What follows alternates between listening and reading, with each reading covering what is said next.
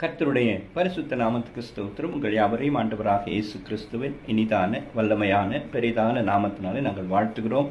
கர்த்தர் உங்கள் ஒவ்வொருவரையும் ஆசீர்வதித்து காப்பாராக.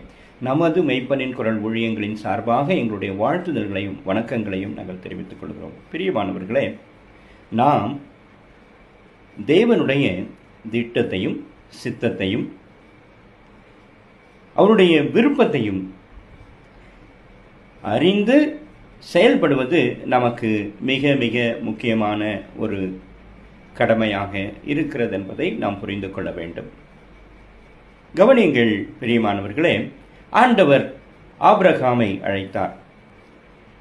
கர்த்தர் ஆபிரகாமை நோக்கி, நீ உன் தேசத்தையும் உன் இனத்தையும் உன் தகப்பன் வீட்டையும் விட்டு புறப்பட்டு நான் காண்பிக்கும் தேசத்துக்கு போ என்று சொல்லி ஆதியாகமம் புஸ்தகம் 12:1 நாம் வாசிக்கிறோம். அவ்வாறே மோசேயை கர்த்தர் அழைக்கிறார். நீ இஸ்ரவேல் புத்திரராகிய என் ஜனத்தினிடத்திற்கு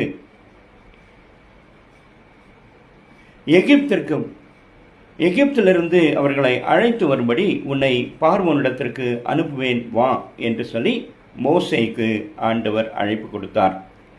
யாத்ராகமம் 3:10.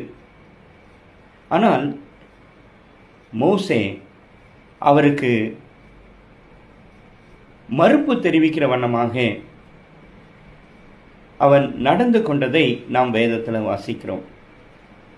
ஆண்டவர் வழியிலே தங்கும் இடத்துல அவனுக்கு எதிர்பட்டு அவனை கொல்ல பார்த்தார் என்று சொல்லி அதே யாத்ராகமம் 4:24 வாசிக்கிறோம்.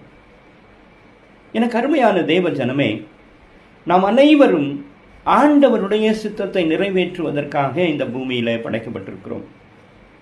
ஆனால் நாம் என்ன செய்து கொண்டிருக்கிறோம் என்பதை நாம் ஒவ்வொருவரும் யோசித்து பார்க்க வேண்டிய கட்டாயத்தில் இப்பொழுது நாம் இருக்கிறோம்.